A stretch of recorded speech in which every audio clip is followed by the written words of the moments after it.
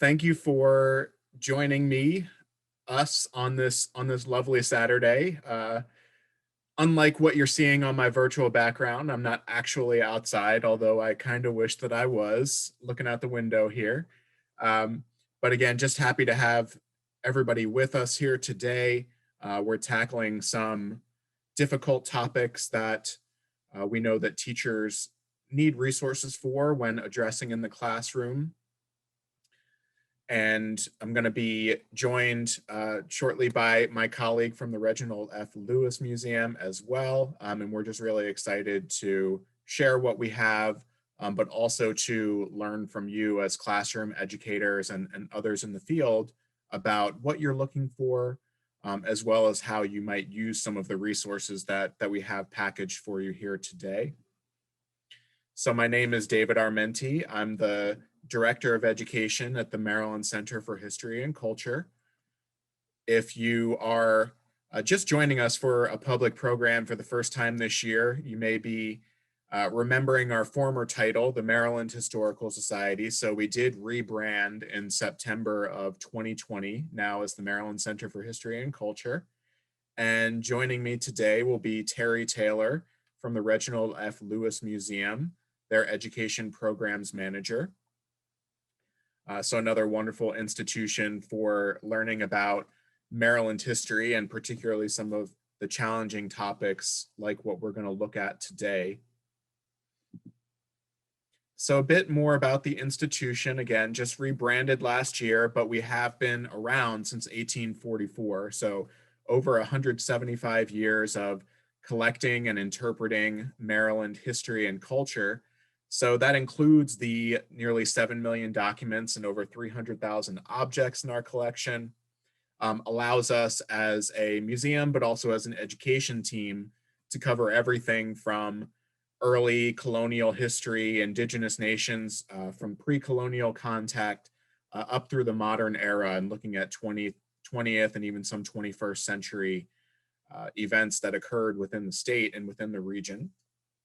And as an education department, you're going to learn a little bit about some of our options here today, but we offer field trips, traveling trunks, virtual field trips, as well as our digital lesson package through the Historical Investigations portal. And I'll actually be featuring one of those, what we call our HIP lessons, a little bit later today that incorporates some of this content. The Reginald F. Lewis Museum is the largest African American museum in Maryland and has been providing interpretation since 2005. They also have a wonderful permanent collection, exhibitions, great educational programs, and public events that you can check out.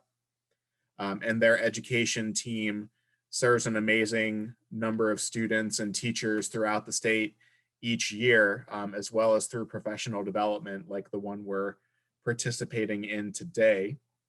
And we're both located in Baltimore. The Lewis Museum closer to downtown, in the northern part of Little Italy, just east of downtown, and the Maryland Center for History and Culture located in the Mount Vernon neighborhood, just a bit north of downtown in Baltimore City. So an overview of what we're going to talk about today, and try to move through as quickly as we can because it's a lot of information. We're going to look at some of the various organizations that are tackling the history of lynching, not just in Maryland, but on a national scale. So that'd be the Equal Justice Initiative, EJI, the Maryland Lynching Memorial Project, and the Maryland Lynching Truth and Reconciliation Commission. And the commission itself is really part of the reason why we're having this program today, because the Lewis Museum, as well as the Maryland Center for History and Culture, are designated members of that commission through the legislation that was passed in 2019. So I'll talk about that a little bit later. We'll get into the curricular connections that allow teachers in the classroom to find those entry points to talk about racial terror, violence, and vigilantism, even if not directly talking about lynching or white supremacist groups, but how do you find those entry points, especially if you are a Maryland teacher? I'll talk a bit about the historical context, particularly from the Civil War on in the late 19th and early 20th century that allowed for these types of crimes to exist and kind of the circumstances around them.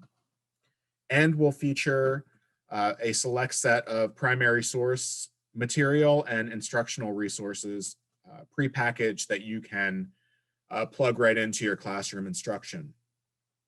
As well, we'll talk a bit about the kind of community opportunities to get involved, whether it be commemoration of victims and this painful history in your local community, as well as those healing and public program opportunities to share and really try to move forward as a community while acknowledging these painful events. So I mentioned the Equal Justice Initiative before. This is really the organization that jump-started a lot of this activity. Founded in 1989 by Bryan Stevenson. You might be aware of the recent movie Just Mercy, starring Michael B. Jordan, that depicted Bryan Stevenson and some of his early efforts in this area as an advocate for underprivileged people and those that have faced challenging circumstances, particularly if it was a race-based discrimination. So the organization, part of their work has been the research of over 4,000 cases of African Americans being lynched in the United States. And those are just the ones that are documented and known. And that's part of the work of the commission too, which I'll get into.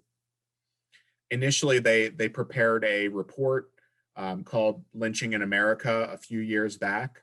And everyone will get the link directly to that document. But they also set up a museum, the National Memorial for Peace and Justice in Montgomery, Alabama. And that's where you can actually find monuments or kind of plaques to those victims of lynching throughout the country, including those from Maryland. And in addition to the markers, there are also the soil collected within jars within the sites that people experience these crimes. So the Maryland Lynching Memorial Project is really where the local context of our work began to get started. And part of that was because the EJI report was not fully acknowledging the cases that took place in Maryland. And part of that is I think the impression that Maryland is not the South, or at least not the Deep South, and didn't quite have the volume. But that doesn't mean that the crimes did not take place here and that they did not have a significant impact on communities around the state. So the president and founder, Will Schwartz, really took it upon himself after hearing a speech from Bryan Stevenson to lead this effort and really start to build a coalition around investigating and acknowledging these events in Maryland. So he now has that nonprofit organization, Maryland Lynching Memorial Project. We'll learn more about their resources and, again, opportunities to get involved, especially if you in your local jurisdiction. Now, the actual commission, which I, on behalf of the Maryland Center for History and Culture, as well as a designee from the Reginald F. Lewis Museum, are involved in, that was actually established in April of 2019 with House Bill 307, which was sponsored by Delegate Jocelyn Pena Melnick from the Anne Arundel County, Prince George's County section for her district. And what's really unique is that it's the first of its kind here in the United States. No other state has embarked upon this work, but the commission is authorized to research cases of racially motivated lynchings. What we now call racial terror lynchings are the term that we settled on as a commission, and to hold public meetings and regional hearings throughout the state in those jurisdictions and places where a victim of white mob violence occurred. So what we know at this point is that there were at least 40 racial terror lynchings of African Americans that took place in Maryland. They occurred in 18 different counties, the earliest documented being in 1854, and the last documented being in 1933. Several other cases are being actively researched, And we're also acknowledging to an extent the near lynchings that took place in many communities around the state, particularly when they were directed at Black community members by a white mob. So kind of paralleling some of the activity that took place with the lynchings. So we've been active for pretty much 2 years now as a commission, and soon we'll be looking at holding these public hearings, hopefully to some extent in person in the local jurisdictions, but we're still kind of working that out as a commission, working with our local partners, especially to determine the best course of action.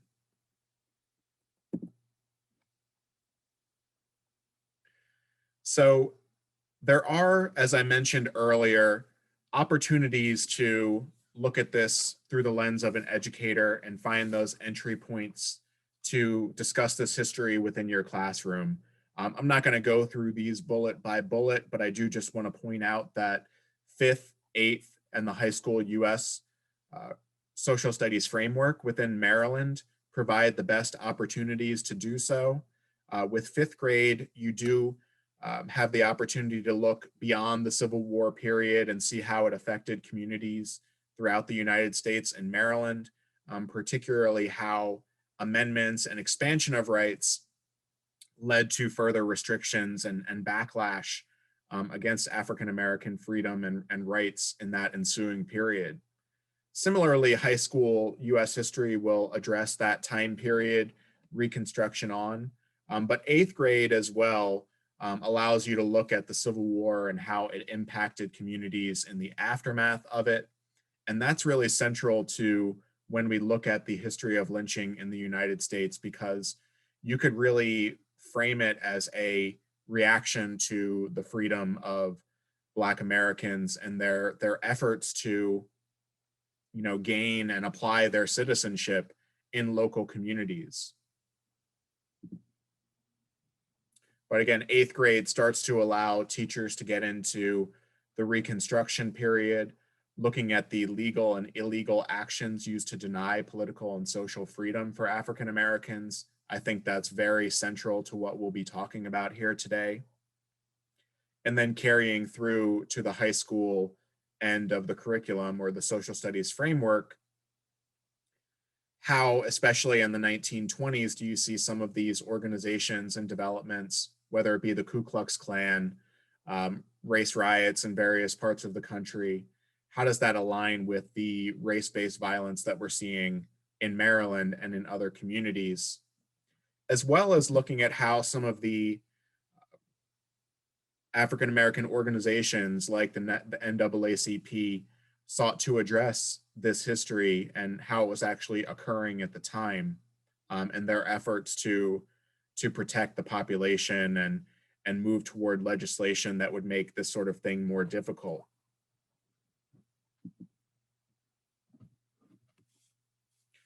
So just a bit about the state of Maryland, which many educators in the room, of course, are going to know already, but I want to talk about the fact that during the Civil War and in the aftermath of the Civil War, Maryland, while it did not secede from the Union, was very much a slave state.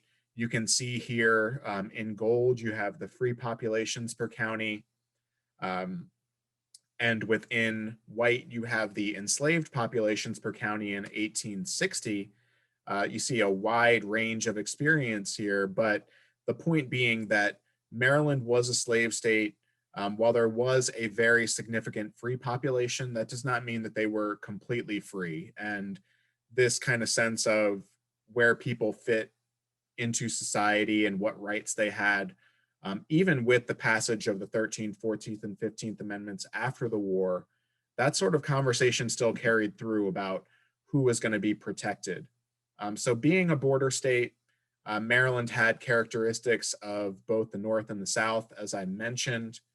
There was still popular support for the Confederacy in Maryland. And again, those people did not go away after the war. So you can see how that impact of, the diversity, political diversity in these communities could lead to conflict and tension after the war.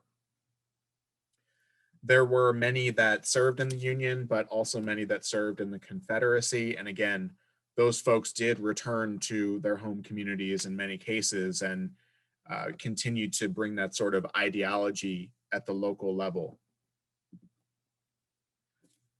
So while Reconstruction didn't necessarily apply to Maryland, since Maryland did not secede, there was to some extent an impact there within our local communities, but Reconstruction in general went throughout the course of those 11 or 12 years after the war. Some of the major accomplishments of Reconstruction period were the passage and protection under the amendments of the 13th, 14th, and 15th Amendments, which to some extent did protect and ensure the rights and freedoms of community members. But after Reconstruction, there really was a failure to protect them, and local jurisdictions started to kind of reassert themselves through Jim Crow laws and other means. The lost cause narrative also would take hold during this time as the laws were becoming more pervasive. And then in parallel to that, you start to see more of this sort of racial terror, lynching, and also other acts of vigilantism to restrict the rights and freedoms of African American people in various communities. I think it's also worth mentioning that once you get into the early 1900s, there were several efforts to create anti-lynching legislation at the national level, and they never quite got through Congress until literally 2020.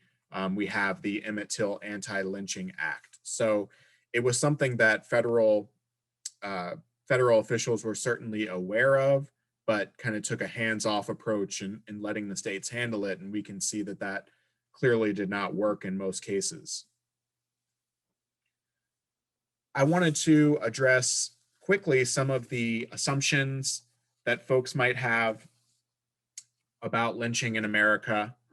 First and foremost, that it only occurred in the Deep South, right? And this was part of the limitation of the original EJI scope, where a place like Maryland or even states further north experienced lynching for sure, whether it was against Black Americans or others, and even in the Southwest and the western parts of the United States. So it's not just a Deep South phenomenon.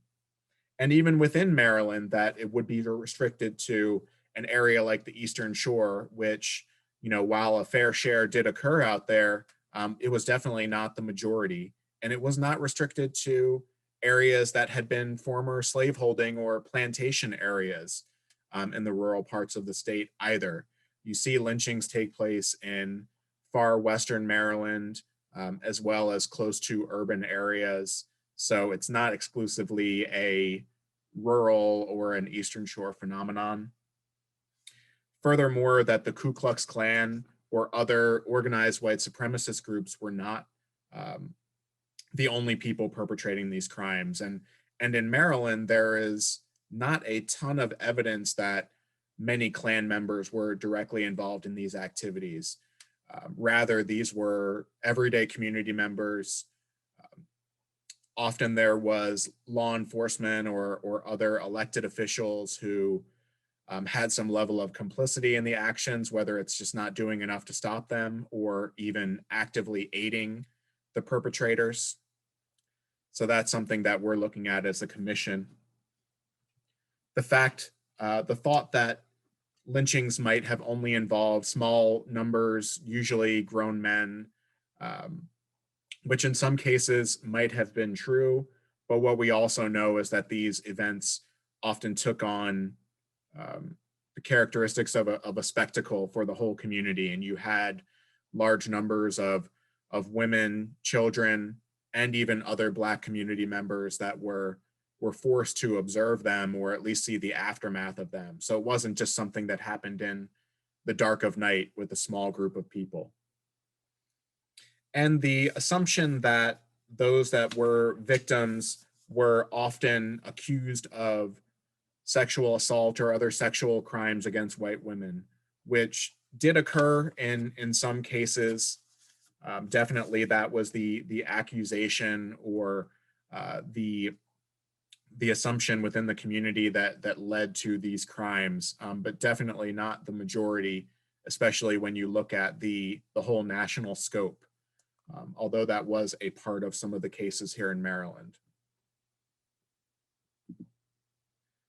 So I wanted to feature this to kind of drive that point home about geographic diversity.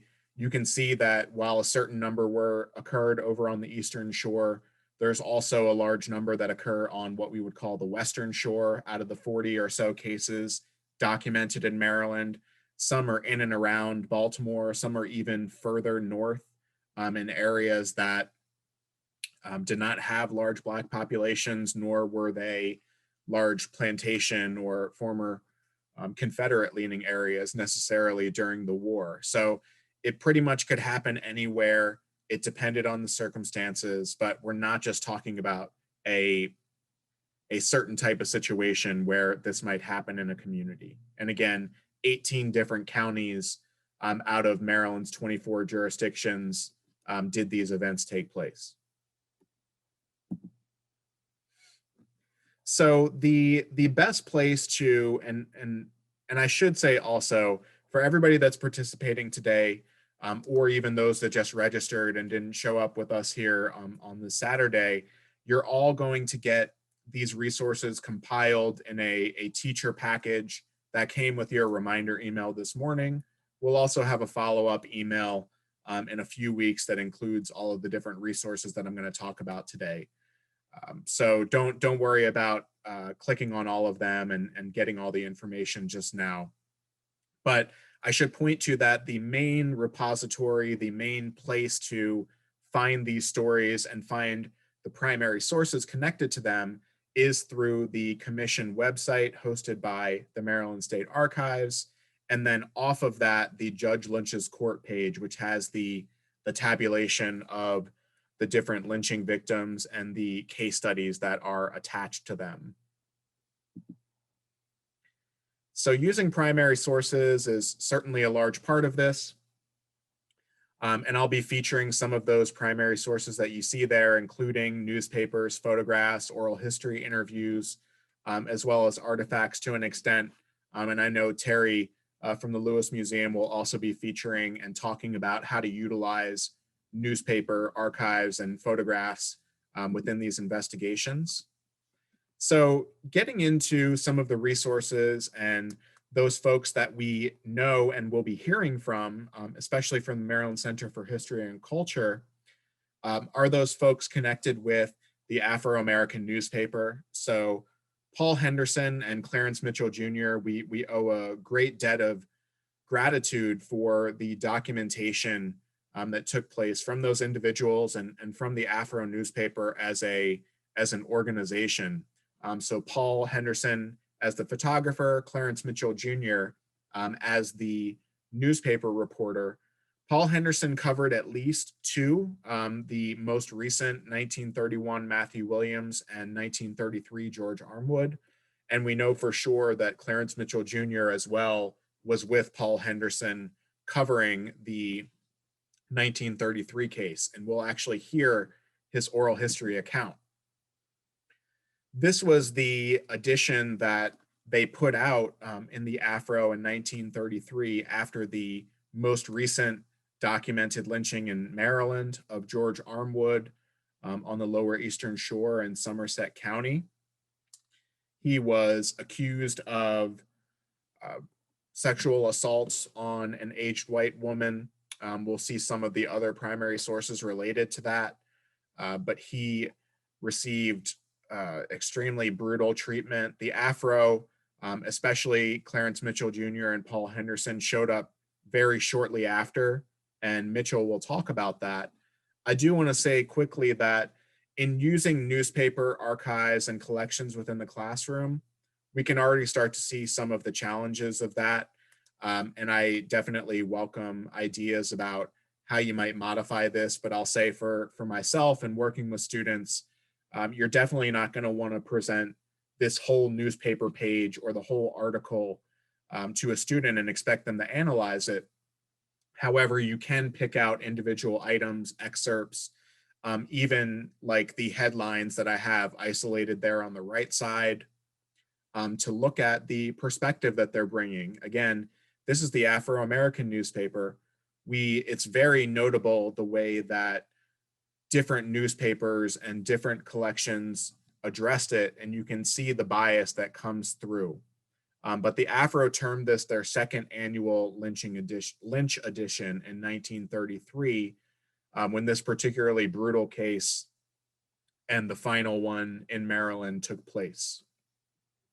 And you can find the Baltimore Sun and Baltimore Afro-American newspaper archives in full through the Pratt Library and other online databases.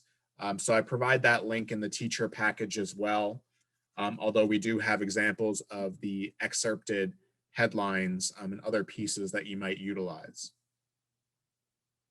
I did want to compare that to the language and the inherent bias that we see coming out of the Baltimore Sun. This admittedly is a much earlier case, from Howard Cooper in Baltimore County in 1885. But you can see even just from the title that there is the assumption of guilt. There is the use of terminology that doesn't leave much open to interpretation. Another outrageous assault, brutal attack of a colored man on a young woman in Carroll County. Oh, excuse me, not Howard Cooper in Baltimore County, but Townsend Cook in Carroll County, which was in the same year as Howard Cooper in 1885. But it's definitely worth that discussion with your students if you're going to utilize newspaper archives to understand the bias inherent and really to use multiple primary sources if you're going to draw any sort of conclusion about the events that took place, or analyze what we are able to know about it. So getting back to the Maryland Center for History and Culture collections, the Clarence Mitchell Jr. interview is one of the most incredible pieces that I've been able to encounter. He talks directly about his experience of coming to Princess Anne in Somerset County shortly after the events in 1933 took place.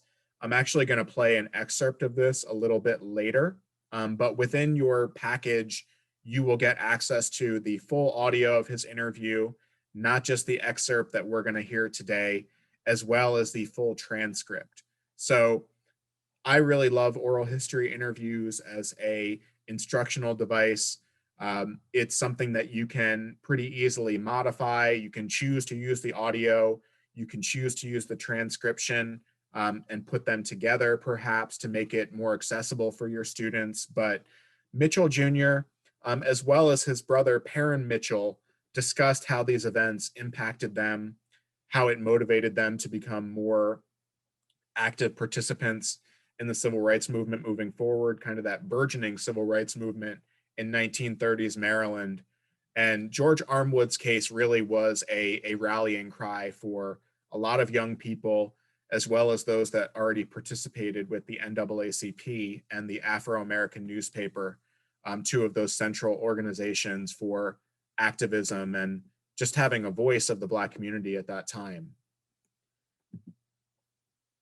Also in our collection at MCHC, we actually have a scrapbook from Governor Albert Ritchie, who was the governor during these final lynchings that took place in Maryland. And he or somebody within his office really documented them quite closely.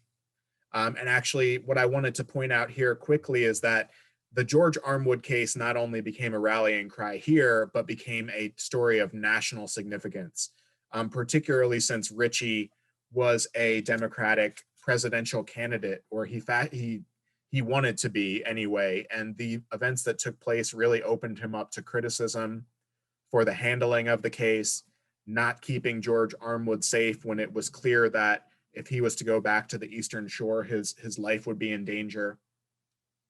Ritchie had been in office during the Matthew Williams case in 1931, also on the Eastern Shore, where that man was lynched and murdered following a case. So it's not that it was not clear what was going to happen if this was mishandled in any way. So Ritchie really documented it by pulling these newspaper clippings from all over the country. And there are many examples of how other communities around the country reacted to his action specifically, and judged Maryland as well as its leadership based on how these events occurred.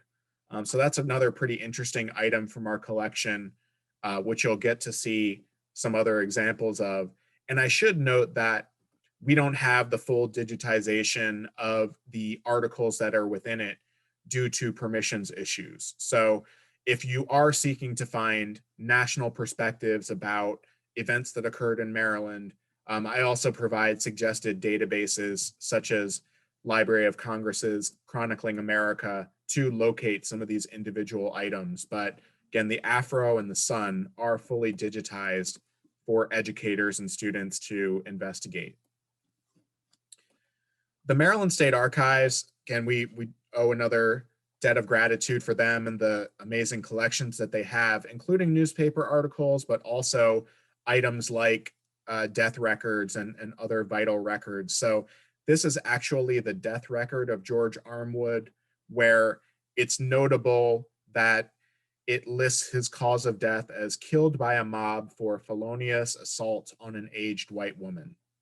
And with George Armwood, despite the level of attention that it got, despite the fact that potential perpetrators, accused perpetrators were actually arrested, interrogated, and it got federal, national attention, nobody was brought to justice for any of the potentially 40 plus lynchings that took place in Maryland, despite the vast amount of people that were there and observing it and the attention that it got, again, at least in the Armwood case, from a national perspective and from law enforcement. And I'll mention too that we are talking a good bit about George Armwood and the final case that took place in 1933. Part of that is because it is so much more well documented than most of the other cases that took place in Maryland. But I definitely point you again to the Judge Lynch's Court page if you'd like to learn more about cases that took place, for example, within your local jurisdiction, or that had different circumstances than what we find in George Armwood, or a few of the other cases that we've talked about here today. But that's another really fascinating primary source that you could draw from. This was a pretty incredible piece that a colleague of mine brought to my attention that the National Museum of African American History and Culture has related to Maryland history, and that is the rope, quote, souvenir that was acquired actually by Paul Henderson, whose family donated it to that Smithsonian Museum. And he remarks on the fact that oil was poured on the body before his terms, bloodthirsty shoremen burned him beyond recognition during that situation in 1931. So there is, and I think many of us, if you've learned about the history of lynching in the country, you may be aware that people did take these tokens from the events, and that there were things like postcards created of photographs of lynchings that took place. It was a community spectacle. There were many more people involved, and that in some sick way enjoyed these events than might otherwise be thought. So this is an example of that type of thing that might have been drawn from a material culture standpoint, in addition to the documents and firsthand accounts that we can find. So I want to take a little bit of time to look at a historical investigations portal lesson that we have through the Maryland Center for History and Culture. This one, titled Protesting the Long Civil Rights Movement, shows how we chose to, in this instance, fit the George Armwood case, particularly the resulting activism of the NAACP and Clarence Mitchell's account, as an entry point to talk about lynching, how it intersects with some of these other issues. So I'm going to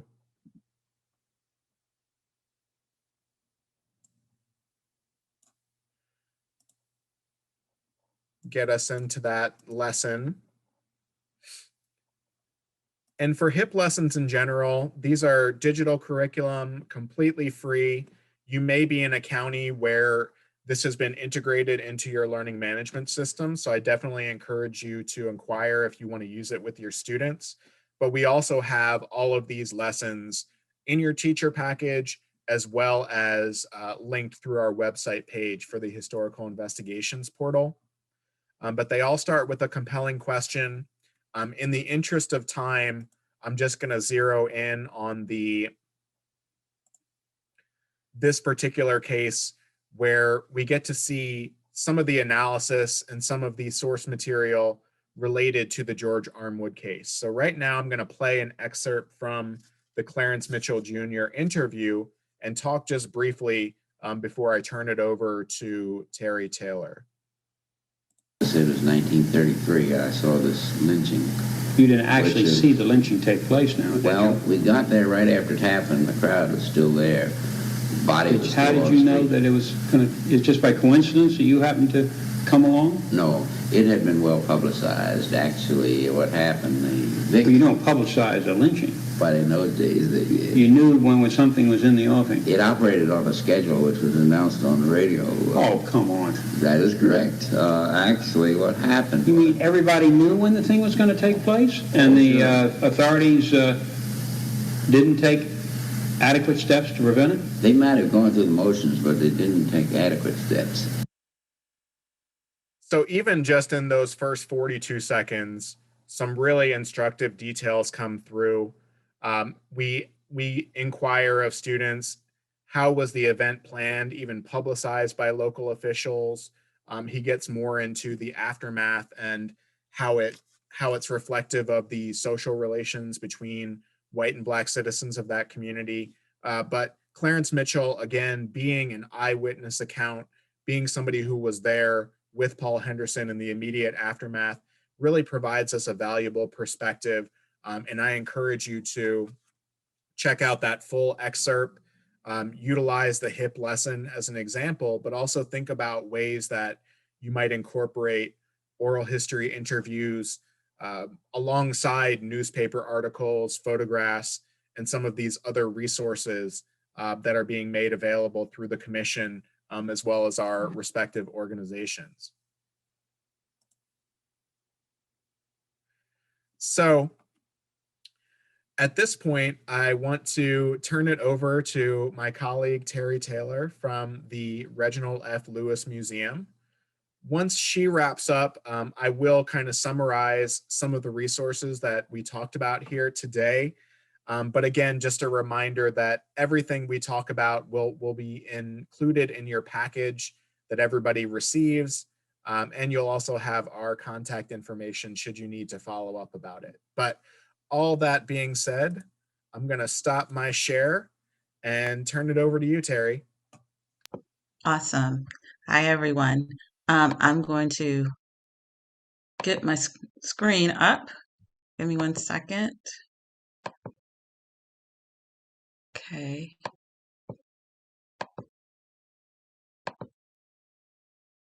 Okay.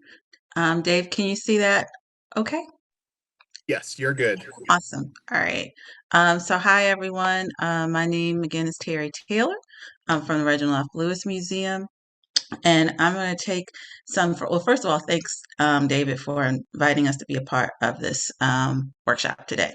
And so I'm going to be looking at one of the lessons that connects with lynching in Maryland from our curriculum, An African American Journey. It's called Civil Rights and Race Relations in Maryland. It was created by the Maryland State Department of Education and the museum when the museum first opened up. And so I'm going to There we go.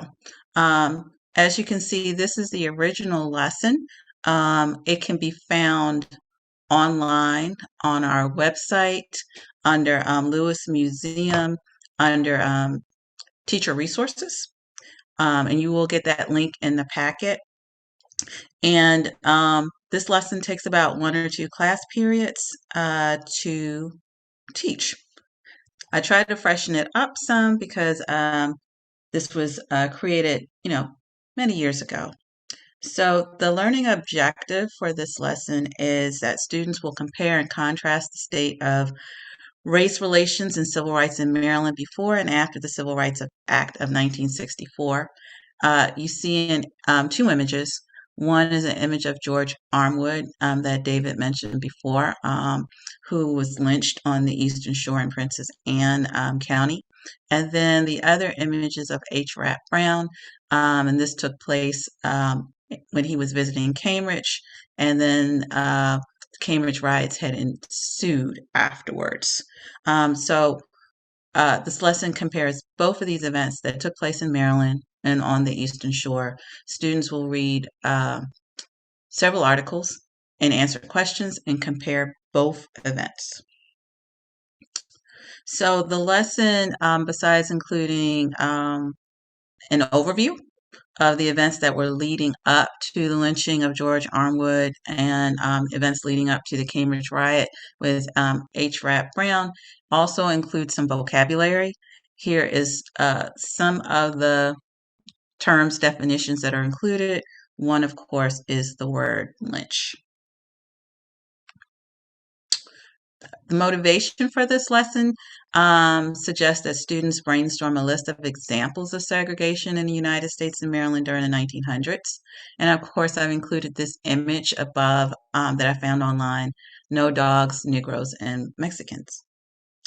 Then they're supposed to look over the list of their events that they've documented and then decide if they think race relations have improved or not. Students can give specific reasons why they feel this way. And then students then can recall current or past legislation that supports racial justice in Maryland or the U.S. And this seems to be like a really good time for this exercise because, as we can see, we are dealing with race relations again a lot over the last couple of years, with George Floyd, Breonna Taylor, Ahmaud Arbery, and others before them. So what I did was, with this lesson, I've also included some images that aren't in the original that you can locate pretty easily online if you just Google George Armwood and the lynching. There are tons to choose from. Here is an image of George Armwood with the police right here. And this article I chose because it gives 2 perspectives from the lynching. You have an image of Honorable John H. Harris, who was a state legislator, that's the African American, who was fighting, of course, against lynching. You can see it in the headlines. It says, one, I have to move my screen a little bit. One applauds lynching, the other wants justice. So he's seeking justice. And the other image is of William Dunston. He's a police officer, and he's also the son of the victim of the white woman who has been attacked. And he, of course, is applauding the lynching. And later on, we will find out, I believe he states he was present there and thought that this was justice. Here's another image, of course, of where George Armwood was in jail in Princess Anne, where they took him from Baltimore back to the Eastern Shore. We can see in the other image a battering ram that was used by the mob to drag Armwood out of jail before they burned him and lynched him, in front of the courthouse. And then another article that I thought was interesting that would be nice to be included is this one called Mother's Hearts is Broken from Lynch Tragedy. And this is just, I did just a screen capture of part of the article to the left. And I'll just read a part of it. It says, "The death of my son is horrible, but God knows I did everything possible for him and his safety. Had he been sick and died here, I would not feel so badly." And then it says that she cries and she sobs and says he didn't have a chance, not even to repent if he did attack this woman. "My heart is broken and I shall never recover from the shock. I was unaware of his death until you reporters came, but the sight of you made me fear that something had happened to him. I can only live now for my other two children. This thing shall worry me the rest of my life."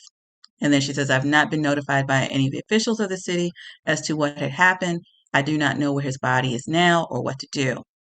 And it was then that the Afro newspaper volunteered to make necessary arrangements for his funeral. And I thought that again resonated because when you look at, I'm always looking at how we can look at the past and connect to the present. And when you look at people of color who've been slain recently, and you think about the family members who are react to the death of their loved one. I thought this would be good discussion for students in this lesson when you're looking at Dante Wright or looking at George Floyd's family members, just to name a couple. So also, there are a couple of videos as well that can be connected with this lesson. There is a video, Armwood's Lynching in Delmarva, that sort of summarized what took place, called Shameful Past. And in it, two of Armwood's descendants are talking in reference to what is taking place. And I think what I'll do is play that clip, part of it, for you. Give me a couple seconds. And I'm gonna Black history. move this up. Okay. Was the last lynching recorded in the state of Maryland. He was only 23 years old when he David, can you hear that okay? a white woman in Yes. 1930. Okay. I had an uncle who used to tell me, tidbits about what happened. He said, he was your cousin. Armwood lived near Pocomoke City and was accused of assaulting 71-year-old Mary Denston in Princess Anne. Armwood was arrested and taken to the Salisbury jail away from lynch mobs in Princess Anne. He claimed that he committed the act. The police said he tried to rape her, but he said he didn't. Constantly. People who knew Armwood described him as feeble-minded. He attended school until the age of 15. Historians say there was little evidence to go off of at this time. It was simply Denston's word against Armwood's. She said she would be able to identify him. She never had the chance. He was moved from the Eastern Shore to Baltimore City for safekeeping because tensions were so high at the time. There had been a lynching 2 years before. After moving him in fear of lynch mobs, historians say Somerset County Judge Robert F. Dewar was pressured to bring Armwood back to Princess Anne. When people began hearing of Armwood's return, a mob of more than 2,000 people gathered outside the jail. Records show that George Armwood was found in his cell, hiding under his mattress. That's when the mob dragged him down the stairs, where he was beaten, kicked, and stabbed. Before he could stand trial, Armwood was hanged from a telephone pole and burned by his peers. People gathered in Baltimore late last year to share Armwood's story, including some of his descendants. I think sometimes it makes me a little angry, and other times it makes me a little humble. Doing my research about what happened with my own relative definitely pushed me to think more about what's going on socially in my community. A dark chapter that cannot be forgotten. According to the Maryland State Archives. And I'll stop right there. This is definitely a video that I would suggest that you could include with the lesson so the students kind of get a feel and they can actually see where the lynching took place, the physical location, and get a chance to also see some of his relatives of today reflecting on it. There's another video as well that'll be a part of the package from the Maryland Lynching Commission that David mentioned. And from that perspective, it's looking at reflecting on how to heal from the lynching of George Armwood and others. And it goes into detail as well as some of the locations that David pointed out where some of these lynchings had taken place.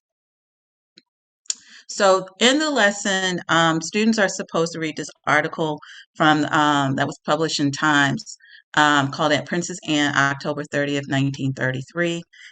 It goes into detail of what has happened, basically what was discussed in that video. And so I just included it in the slide, mentioned Governor Ritchie was mentioned before, and how he moved Armwood to Baltimore, but then of course he was brought to the Eastern Shore, and it talks into length about the mob and what was their motivation. Part of it in this section, you hear the growing mob talks about how about Ewell Lee cried at the judge, who was a black man who had killed a farmer 2 years before and hadn't been condemned to death. And so they said, we ain't going to have no Ewell Lee in Somerset County. And so it goes into detail about the mob.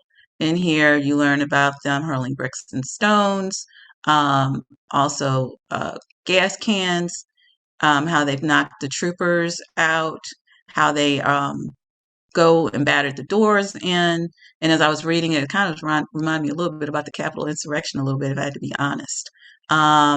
It talks about how Armwood is dragged out of his cell, and how the mob tried to set him on fire with the rags that was on his body, and then ended up using gasoline to light him up. And their words are, "Here's what we do on the Eastern Shore," the crowd chanted.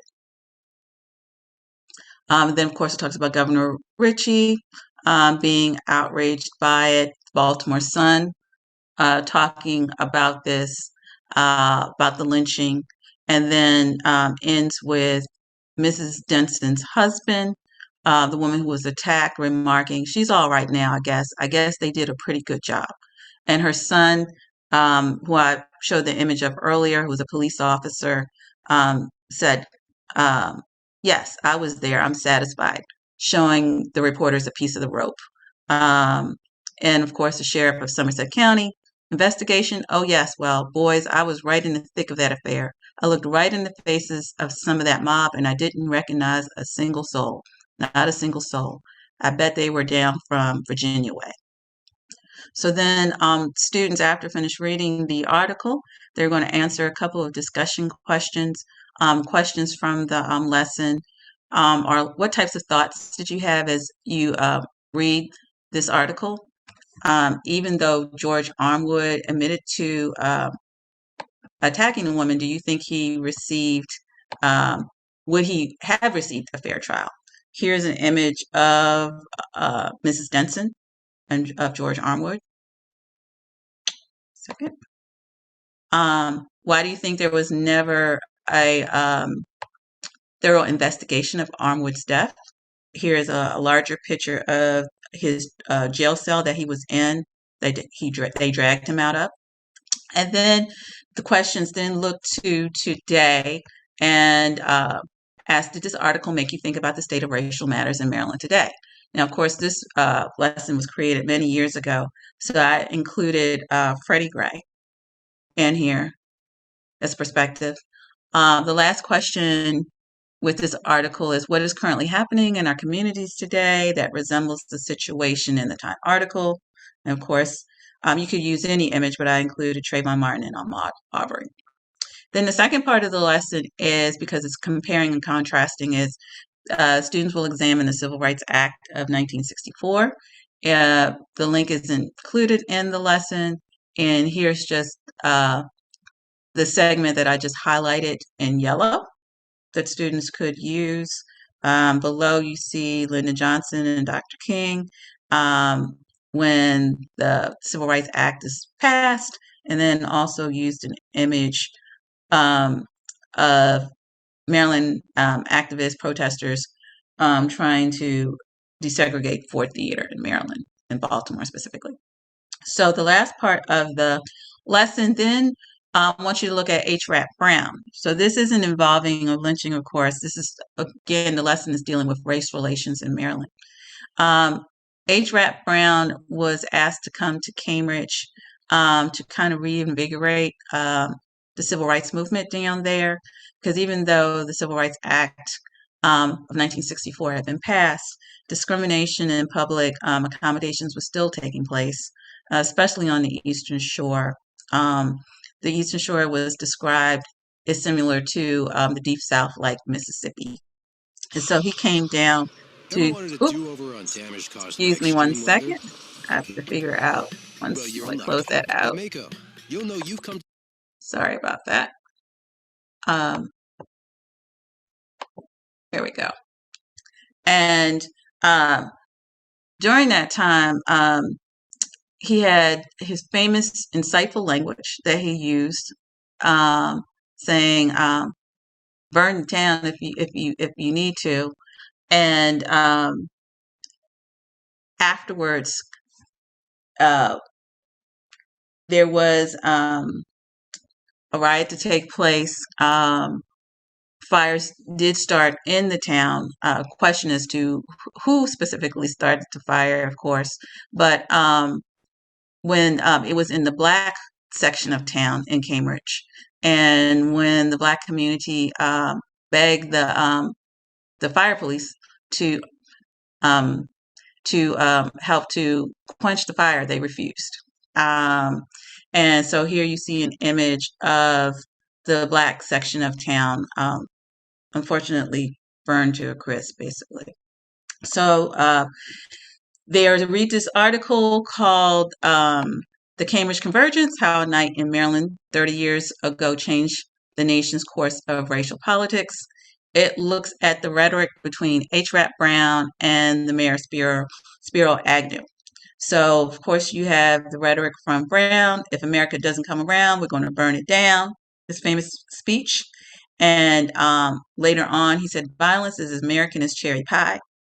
Agnew, who came the day after the fire to the Eastern Shore, said, it shall now be the policy of the state to immediately arrest any person inciting to riot and to not allow that person to finish his vicious speech. And he refused to meet with Black leaders unless they first shunned lawlessness. And so this rhetoric between both of these two figures believed that this inaugurated a new politics of racial polarization by Black activists and white law and order politicians that we still see today. I'm going to wrap this up. So then students are supposed to write a brief essay comparing the articles from George Armwood and Hrap Brown in regards to race relations. And then again, they can have a discussion in reference to the current state of race relations in America and Maryland. And second, possible extension activities. They can write a social media post or a blog or a letter. Now, the original lesson said to the Afro-American newspaper, but we've included the Maryland Lynching Truth and Reconciliation Commission, which wasn't at the time there when this lesson was created. And then lastly, they could design a memorial marker or monument to remember George Armwood and Black people that face modern forms of lynching. And just have one more slide. Give me 1 second. Okay.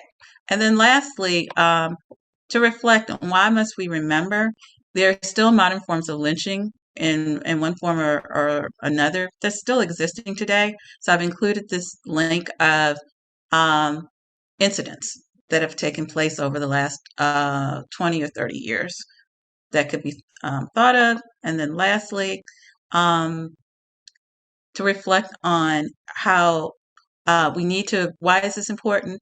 Because looking at how lynching is being desensitized in Americans' history today, of course, this is an image of the lynching post that was placed in front of the Capitol during the Capitol insurrection when they mentioned Lynch, Mike Pence.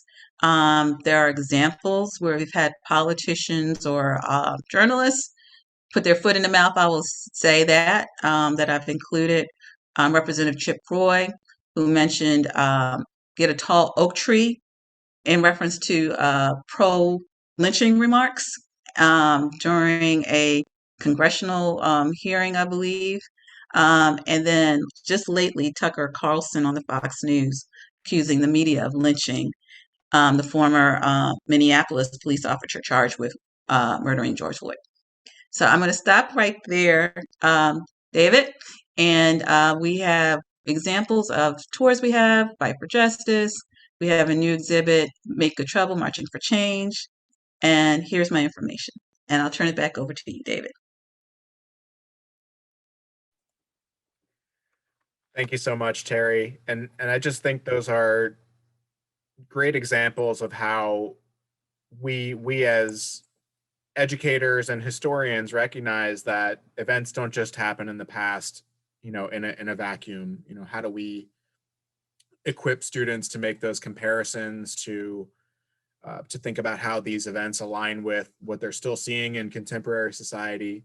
It's very important, and it's a logical entry point for students who kind of already have some of that background information, but maybe don't know as much about the historical context of lynching and race-based violence that has taken place through the course of our country's history. So thank you so much for your contributions and the Reginald F. Lewis Museum's work. So I'm going to share a few more slides as we wrap up.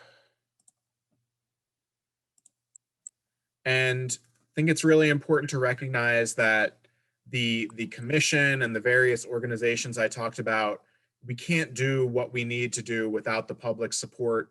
We really want to hear from students and teachers as well.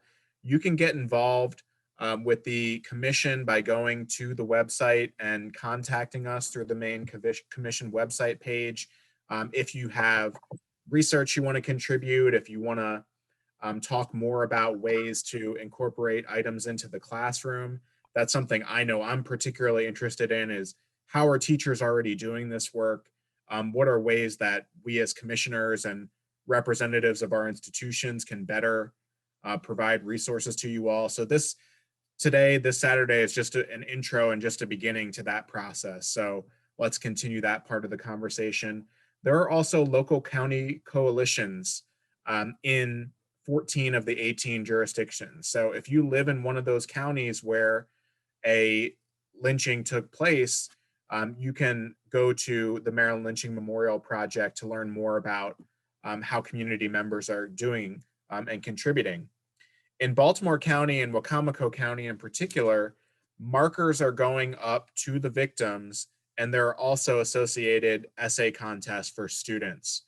So definitely encourage you to check that out as well if you are living or teaching in one of those counties, and share that information. That's also an outgrowth of the EJI's monetary support to local efforts like ours in Maryland.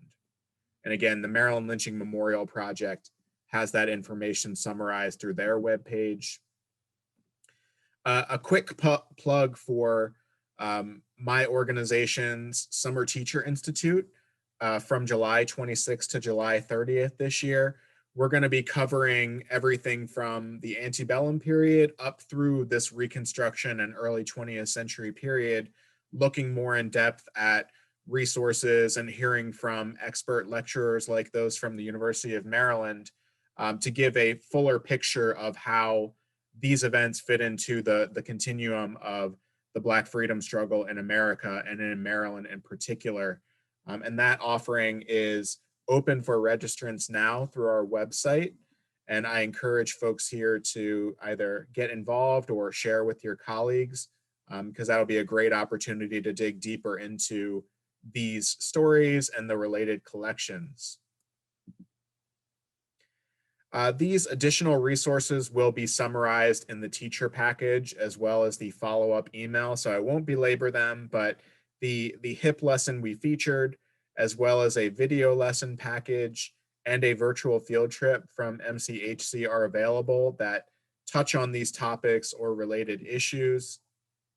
We also conducted a public program in conversation with 3 of my fellow commission members that you can also use excerpts or as an educator, just consult that for background information and to learn more about the work of the commission. So that recording is now available. Will also be part of the package that you all receive. So I know we're a little bit over time, but I do want to address some of the questions that came through. And Terry, maybe you can help me tackle these real quickly as well. As far as who designed the lesson plan, so thank you for that question, Mr. Nix. For the historical investigations portal lesson, colleagues in the education team at MCHC helped develop that. And we didn't get to see all of how it fit together, but that was education staff from my organization.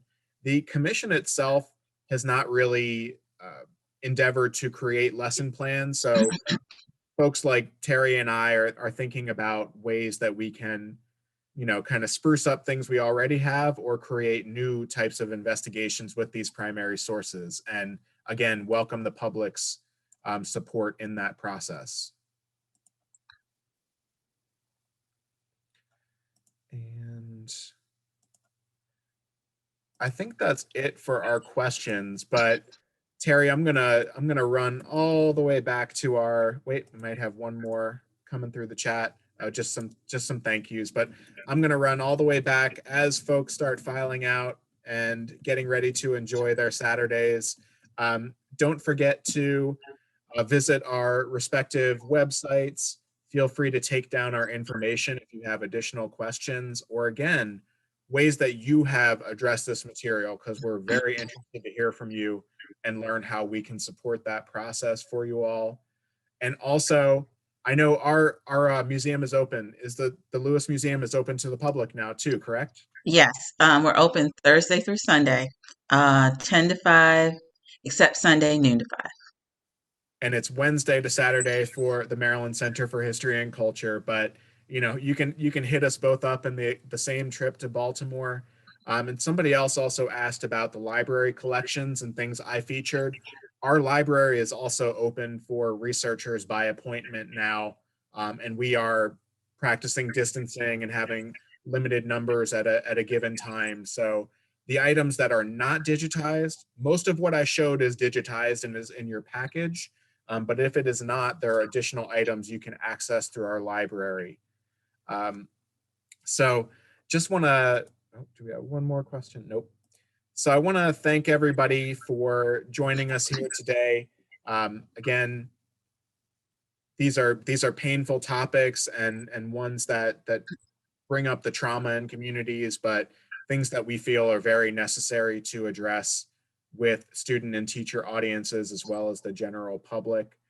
The Maryland Center for History and Culture brings this program to you for free, and your support allows us to continue to bring free programming to educators and other audiences. So we encourage you to visit us, consider becoming a member, and think of other ways of support. And similarly to the Reginald F. Lewis Museum, we couldn't do the work that we do without you all in the public. So thank you, everyone. And thank you, Terry. Thank you, Dave.